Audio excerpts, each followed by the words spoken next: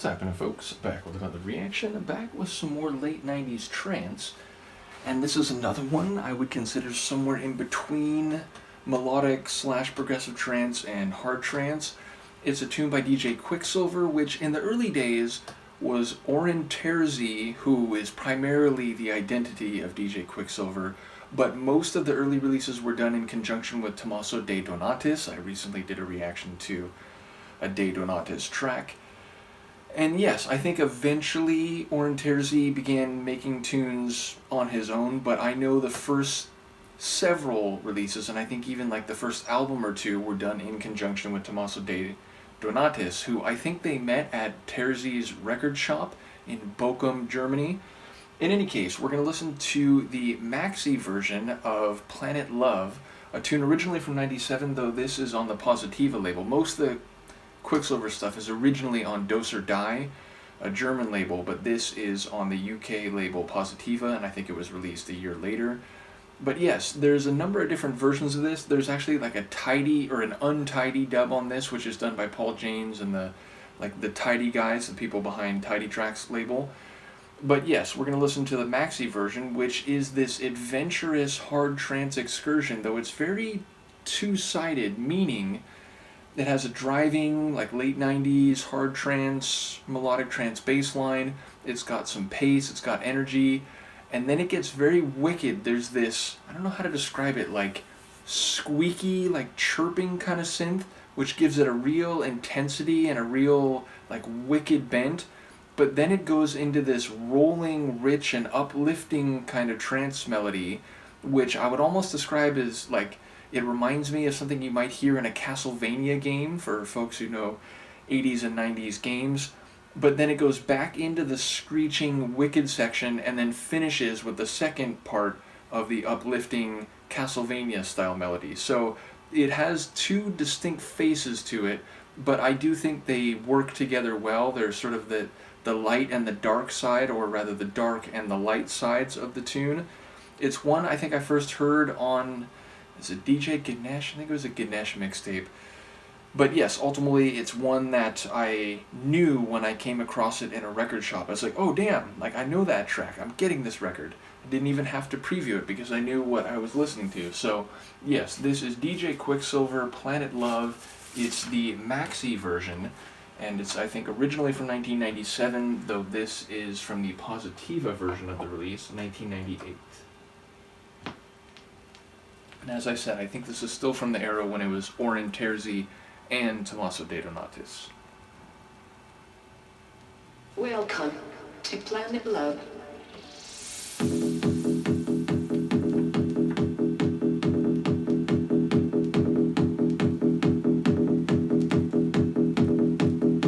Good evening, citizens of Earth.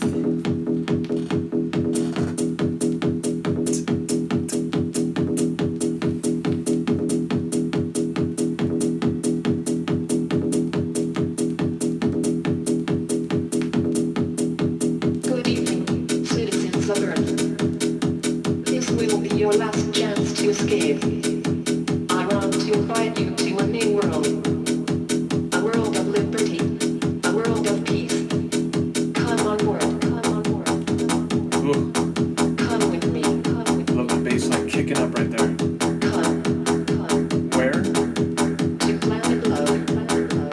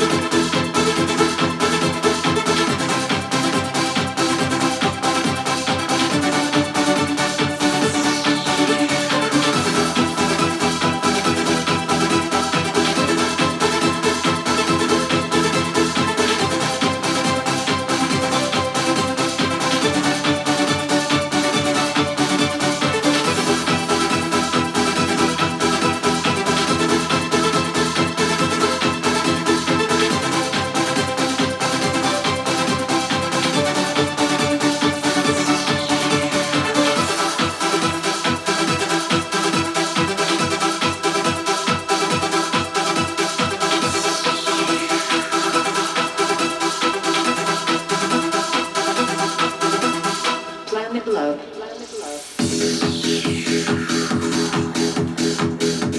Watch how quick Come with me. the screech wicked part comes back. Planet Love.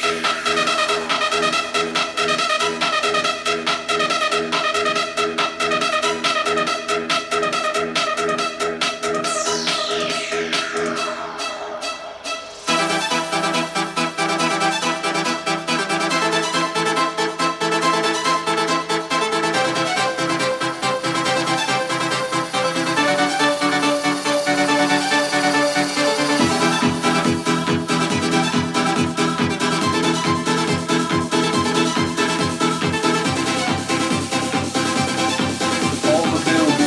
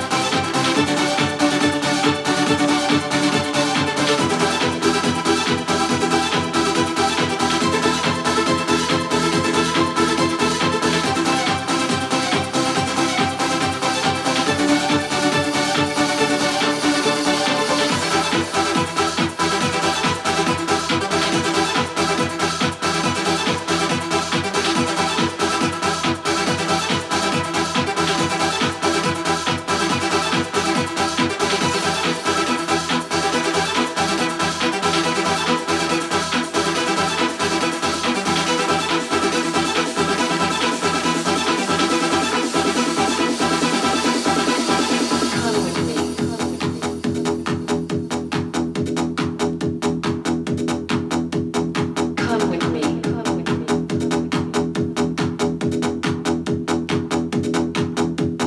Come with me.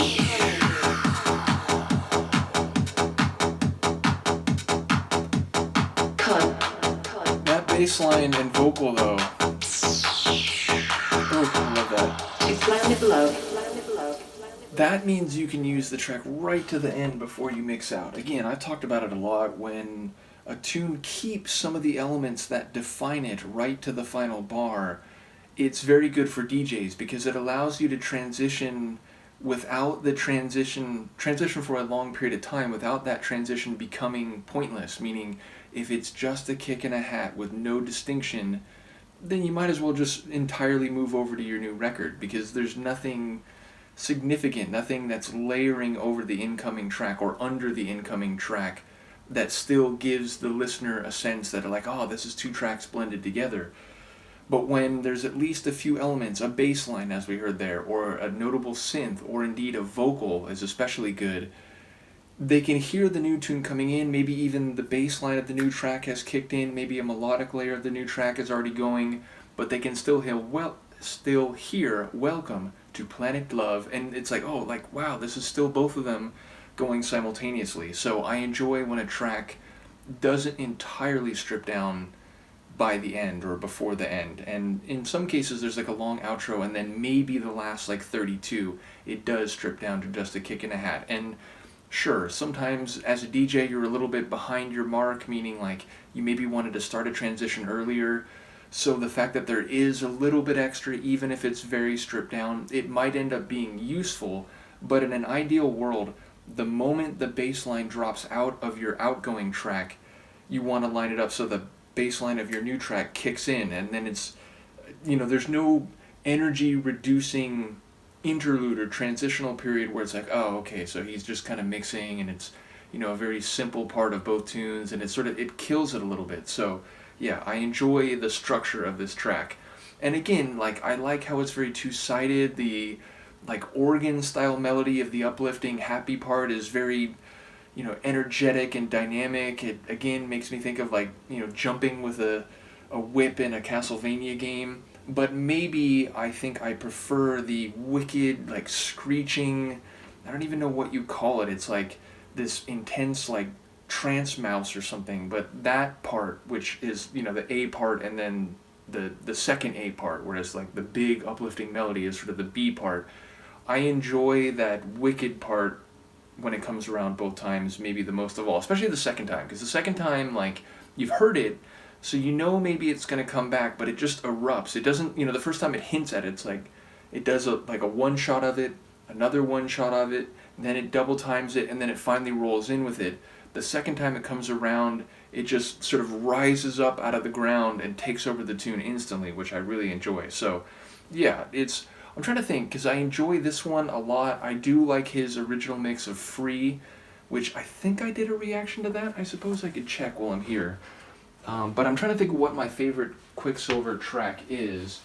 Bellissima is another good one, but I'd put maybe both Free and this one above it. Let's see, did I do Free? Oh man, so I did 4 versions of Free. That's right, I did them all. I forgot that I had done that. So yeah, definitely. And I did the first 2 on the same day, then a third one a couple days later, and then like a month after that I did another version. And so yeah, I did all 4 versions of his Free that I have on the Positiva record there. But I have some more Quicksilver. Again, I've got Bellissima. I've got, oh, what's the name of it? There's another one I have, which has a really cool hard house remix, which almost has like this soul kind of vibe to it, which it's not by Quicksilver, it's a remix of the tune. But yeah, so you'll see the name DJ Quicksilver some more on my channel. And in fact, is this one? Oh, it is listed DJ Quicksilver. Sometimes it's just Quicksilver, sometimes it's DJ Quicksilver. But yes, as I said, there's a few different versions of this track on this vinyl, and they are notably different. So perhaps I'll come back for the untidy dub as well as the other 2 as well. So yeah, let me know what you think of the Maxi version. I will see you next time. Peace.